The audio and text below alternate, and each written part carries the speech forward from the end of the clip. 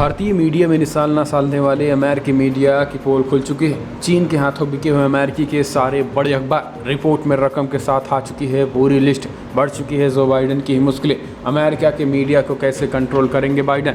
चीन के हाथों बिक चुकी है अमेरिकी मीडिया, बड़ा खुलासा हुआ है।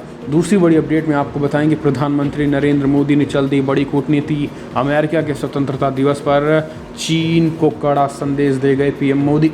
चीन सख्ते में आ गया है। जी हाँ, दरअसल आपको बता दें कि एक रिपोर्ट निकल के आई है जिसमें अमेरिकी के निष्पक्ष मीडिया के मुंह पे करारा तमाचा लग गया है।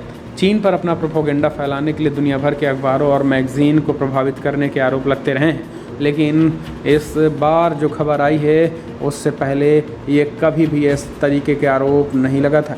इस तरीके के आरोप झेल रही अमेरिकी मीडिया की निष्पक्षता पर बहुत ही गंभीर सवाल खड़े हो गए हैं। खबर है कि चीन की सत्ताधारी कम्युनिस्ट पार्टी ऑफ चाइना ने अपने प्रोपेगेंडा अखबार चाइना डेली के जरिए अमेरिका के प्रमुख अखबारों और मैगजीन को अपने पक्ष में हवा बनाने के लिए लाखों डॉलर दिए हैं। अमेरिका के एक इंडिपेंडेंट एनालिसिस्ट ने वहां के जस्टिस डिपार्टमेंट के दस्तावेजों के आधार पर यह रिपोर्ट कहा है। न्यूज एजेंसी ANI की रिपोर्ट के मुताबिक अमेरिका के जस्टिस डिपार्टमेंट के हुए खुलासे के अनुसार चीन के अंग्रेजी भाषा के अखबार चाइना डेली ने जिन अमेरिकी मीडिया हाउसेस के लाखों डॉलर दिए हैं, उनमें मशहूर time magazine, foreign policy magazine जैसे प्रतिष्ठित पब्लिकेशन भी शामिल हैं। इन मीडिया हाउस को ये रकम 6 महीने के दौरान दिए गए हैं। रिपोर्ट्स के मुताबिक टाइम मैगजीन को 7 लाख डॉलर, फाइनेंशियल टाइम्स को लगभग दिए गए हैं। इस बीच 3,71,000 डॉलर, फॉरेन पॉलिसी मैगजीन को 2,91,000 डॉलर, लॉस एंजल्स टाइम्स को 2,72,000 डॉलर और बाकियों को 10 लाख डॉलर की रकम दी गई है। दरअसल आपको बता दें कि चाइना डेली पर चीन के राष्ट्रपति शी जिनपिंग की पार्टी चाइनीज़ कम्युनिस्ट पार्टी का नियंत्रण है। पिछले महीने ही डेली कॉलर ने रिपोर्ट दी थी कि CCP ने निष्पक्ष पत्रकारिता के सुरमा होने का दावा करने वाले अमेरिकी अखबारों में वॉशिंगटन पोस्ट को 46 लाख डॉलर से ज़्यादा और वॉल स्ट्रीट जर्नल को करीब 60 लाख डॉलर की पेमेंट की थी, और ये पूरी रकम 2016 के नवंबर से ही दी गई। जानकारी के मुताबिक इन दोनों अखबारों ने पैसे लेकर चाइना डेली का सप्लीमेंट भी अपने अखबारों में छापा है और उसे इस तरीके से पेश किया गया है कि वो असल के न्यूज़ आइटम लगे, जबकि वो बीजिंग के प्रोपोगेंडा मात्र ही थे। जस्टिस डिपार्टमेंट के मुताबिक चीन ने पैसे देकर अमेरिकी अखबारों में अपना एजेंडा ही नहीं छपाया, बल्कि विज्ञापन के नाम पर भी अपने उन पर मोटे रकम खर्च कर दिए। मसलन चीन ने न्यूयॉर्क टाइम्स को 50,000 डॉलर, फॉरेन पॉलिसी को 2,40,000 डॉलर, द रेजमेंट मोमाइंस रजिस्टर्ड को 34,000 डॉलर, CQ रिकॉल को 76,000 डॉलर दिए हैं। इस तरीके से चीन ने अमेरिकी अखबारों को कुल लगभग 11 लाख डॉलर का विज्ञापन दिया था। साथ ही अमेरिकी माइक्रो ब्लॉगिंग कंपनी ट्विटर को भी 2,65,000 डॉलर का विज्ञापन दिया है। अब आप समझ सकते हैं कि कितने बड़े पैमाने पर चाइना पैसे दे रहा है अमेरिकी इन न्यूज़पेपरों को। तो आखिर क्यों चीन नहीं करेंगे? दरअसल आपको बता दें कि अमेरिका की जस्टिस विभाग सालों से चाइना डेली से कह रहा है कि वो वहाँ के फॉरेन एसेट्स रजिस्ट्रेशन एक्ट के तहत साल में 2 बार अपनी गतिविधियों का खुलासा करे। 1 जून को उसने इस संबंध में जो पैसों का सबसे सस्ता ब्यौरा दिया है, उसमें इस अमेरिकी अखबारों का चिट्ठा सामने आ गया है।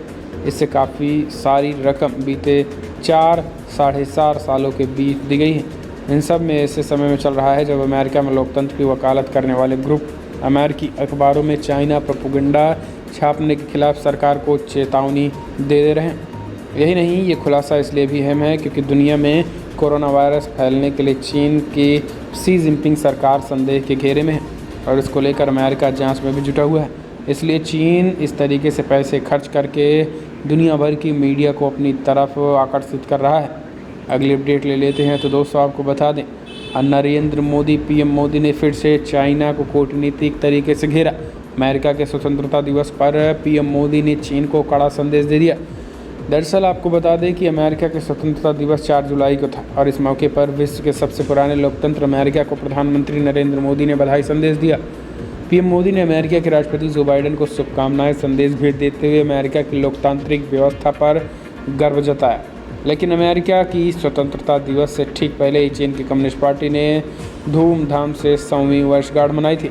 लेकिन प्रधानमंत्री नरेंद्र मोदी चीन को कोई बधाई संदेश नहीं दिया है। माना जा रहा है कि इसके पीछे पीएम मोदी ने चीन को कड़ा संदेश देने की भी कोशिश की है। दरअसल 4 जुलाई को अमेरिका के 245वें स्वतंत्रता दिवस के मौके पर बधाई संदेश देते हुए पीएम मोदी ने कहा है कि राष्ट्रपति जो बाइडेन समेत अमेरिका के सभी लोगों को स्वतंत्रता दिवस की 245वीं वर्षगांठ के मौके पर शुभकामनाएं और हार्दिक बधाई। एक जीवंत और विशालकाय लोकतंत्र के तौर पर भारत और अमेरिका स्वतंत्रता और स्वतंत्रता के मूल्यों को साझा करते हैं। इन्हीं मूल्यों की वजह से हमारी साझेदारी का वैश्विक महत्व भी है। 4 जुलाई को अमेरिका की स्वतंत्रता दिवस होता है और 1 जुलाई को चीन की कम्युनिस्ट पार्टी की स्थापना दिवस की 100वीं वर्षगांठ। लेकिन भारत की तरफ से चीन को एक भी बधाई संदेश नहीं देना चीन को बड़ा संदेश है।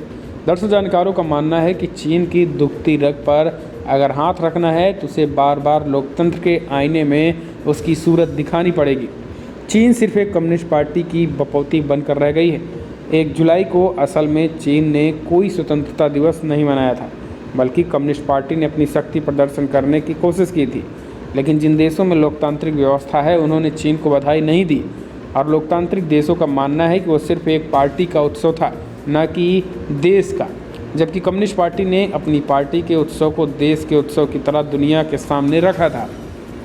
हालांकि भारत की तरफ से चीन को सिर्फ मार्क्सवादी कम्युनिस्ट पार्टी यानी सीपीएम के महासचिव सीताराम येचुरी ने चीन को कम्युनिस्ट पार्टी की 100वीं वर्षगांठ के मौके पर बधाई संदेश भेजा था। सीताराम येचुरी ने चीनी राष्ट्रपति शी जिनपिंग को बधाई संदेश देते हुए मार्क्सवाद लेनिनवाद को एक रचनात्मक विज्ञान बताया। कहा कि शी जिनपिंग की कम्युनिस्ट पार्टी चीन के विकास के लिए ही काम कर रही है। आपको बता दें कि चीन की कम्युनिस्ट पार्टी दुनिया की सबसे शक्तिशाली राजनीतिक पार्टी है। इस बीच साल 1949 में ये चीन पर शासन कर रही है और कम्युनिस्ट पार्टी ऑफ चाइना की स्थापना माओ त्से तुंग ने की थी। चीन में किसी भी शख्स को पूरी राजनीतिक पार्टी बनाने का हक नहीं है और अगर कोई लोकतंत्र की बात करता भी है तो उसे रास्ते से ही हटा दिया जाता है। भारतीय विदेश मंत्रालय से जब पूछा गया कि आखिर भारत सरकार की तरफ से प्रधानमंत्री नरेंद्र मोदी की तरफ से चीन की कम्युनिस्ट पार्टी को बधाई संदेश क्यों नहीं भेजा गया, तो भारतीय विदेश मंत्रालय ने कहा है कि कोई सरकारी मामला नहीं है। वहीं चीन की पीपल्स लिबरेशन आर्मी भी हर साल 1 अगस्त को पीएलए दिवस के तौर पर स्थापना दिवस मनाती है और लगता नहीं है कि इस बार भारत की तरफ से पीएलए को कोई बधाई संदेश दिया जाएगा। आपको बता दें कि people's liberation army communist party की सेना के और बतौर देश चीन के पास कोई सेना नहीं है। किसी पार्टी के द्वारा सेना बनाए जाने का कल्चर वामपंथ में ही है ताकि वो अपने विपक्ष को पनपने ही ना दे। जहाँ जहाँ भी लाल क्रांति हुई है वहाँ सबसे पहले विपक्ष या लोकतांत्रिक विचारधारा वाले नेताओं को मारा गया है। इसी बीच खबर है कि भारत सरकार ने चीन की सीमा के पास एक्शन काफ़ी तेज कर दिया है। करीब 2 लाख से ज़्यादा जवानों को भी सीमा पर तैनात कर दिया ताकि चीन आंख ना दिखा सके। तो दोस्तों, प्रधानमंत्री मोदी की कूटनीति को आप कैसे देखते हैं? कमेंट के माध्यम से अपनी राय दें। इस वीडियो में जय हिंद, वंदे मातरम।